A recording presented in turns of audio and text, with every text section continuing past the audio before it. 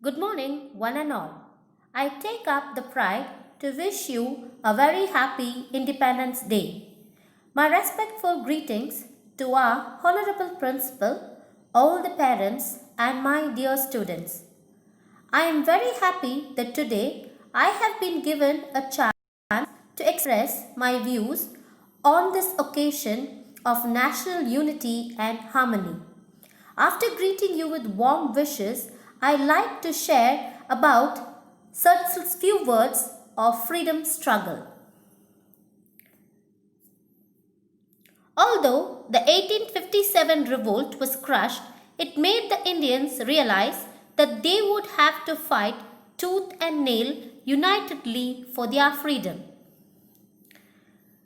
The extremists came forward and launched the Swadeshi movement, urging the people to use only indigenous goods and called for a total boycott of foreign goods. People openly burnt foreign goods to express their anger. So, people from all over the nation came forward and burnt all the foreign goods, and they decided to use only Indian made goods.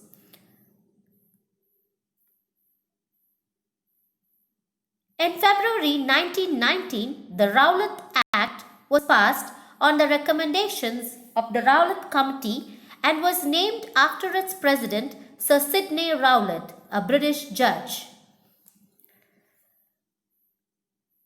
The Rowlatt Act was strongly opposed by the entire country. Gandhiji announced peaceful demonstration and meeting to express discontent over Rowlatt Act. On 13th April 1919, more than 10,000 men, women and children assembled at the Jallianwala Bagh in Amritsar to peacefully oppose the Rowlatt Act. General Dyer brought in his troops, closed the main entrance of the park and opened fire on people. This shocking and inhuman incident not just killed thousands of innocent people but also indicated the complete apathy of the British towards Indians. After the Jallianwala Bagh massacre, Gandhiji launched the non-cooperation movement in September 1920, asking complete independence from British rule. Indians working in government offices resigned, lawyers boycotted courts, and teachers, lecturers, and children left British run educational institutions. People across the country pledged their wholehearted support to the movement. In 1929, England sent a commission under Sir John Simon to review British governance over India as per the Act of Reforms 1990, which brought about the civil disobedience movement.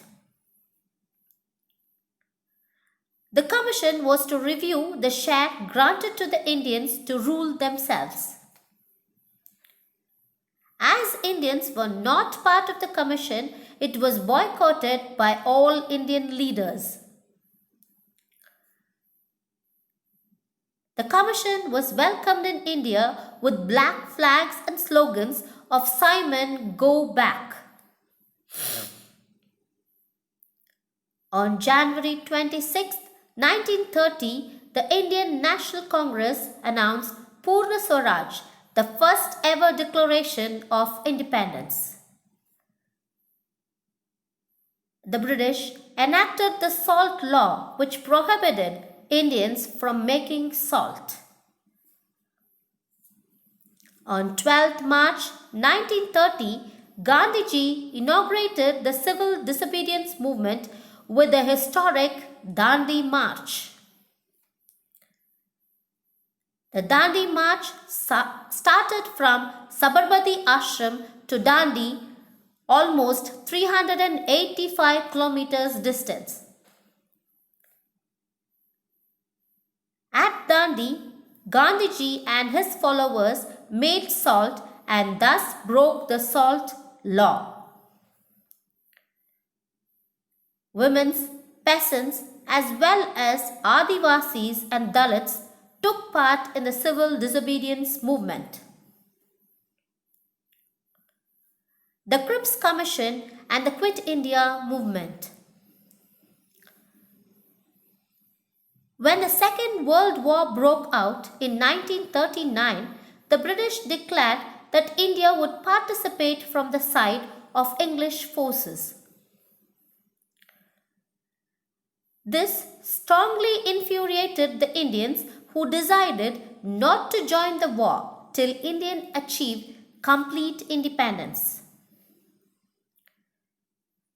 To negotiate further, a mission led by Sir Sanford Cripps was sent to India. This was unsuccessful. On 8 August 1942, the Congress passed the Quit India Resolution under the leadership of Mahatma Gandhi.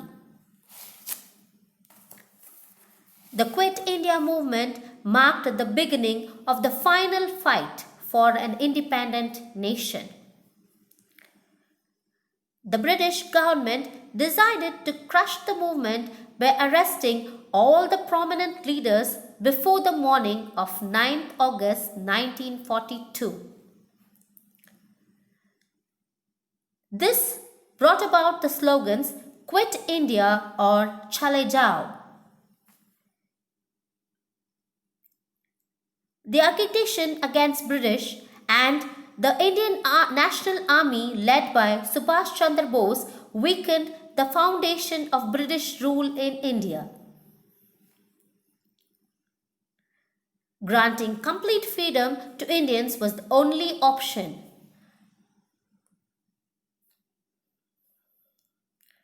On 18 July 1947, the British Parliament passed the Indian Independence Act, which partitioned India into two independent nations, namely India and Pakistan.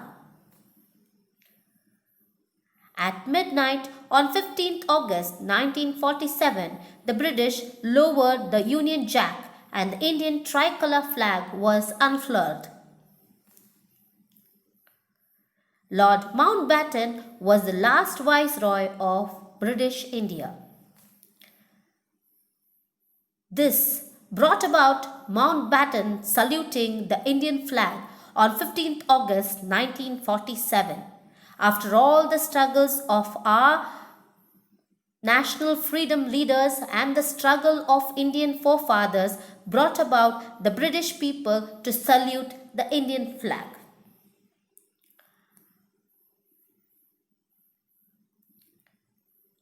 Dr. Rajendra Prasad was the first president of independent India and Jawaharlal Nehru was the first Prime Minister of independent India.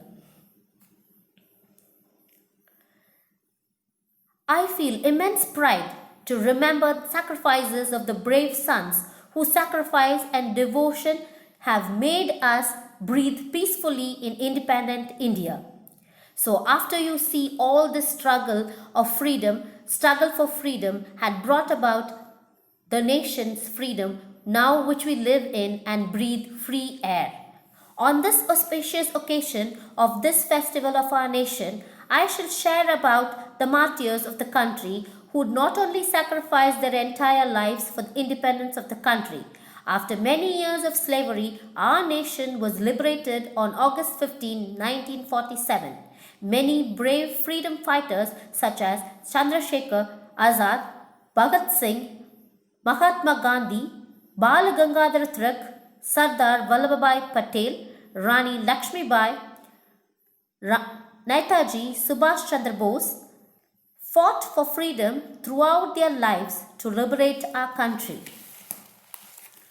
The result of the sacrifice and devotion of the great freedom fighters were living happily and peacefully in our country.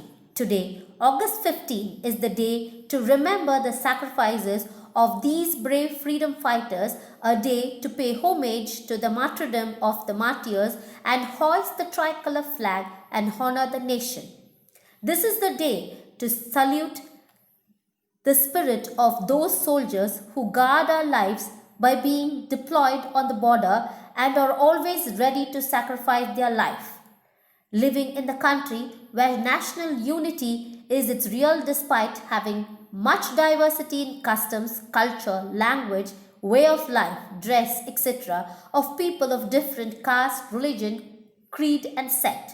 However, even after so many years of independence, our country is still tied in shackles of terrorism. Most women of the country are not free to make their own decisions. Still, women are not safe. We all Indians should take a united resolve to end all these evils spread in our country, along with every citizen of our country should take an oath to bring a responsible, decent, and educated citizen to speed up the development of our country.